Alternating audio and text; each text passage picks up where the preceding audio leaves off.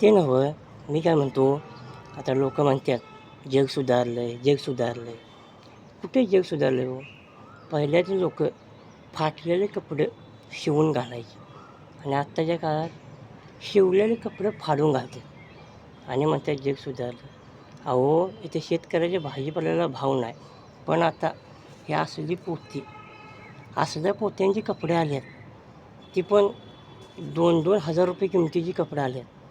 म्हणजे बघा बघू, हे शेतकऱ्याच्या भाजीपाल्याला भाव नाही आणि ह्या कपड्यांची पोत्याची किंमत झाली 2,000 आणि म्हणतात जग सुधारलं.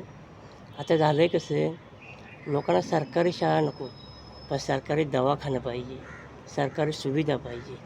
पण सरकारी शाळा नको, इंग्लिश मीडियम पाहिजे. मग सांगा बघू जग सुधारलं आहे काय? हं?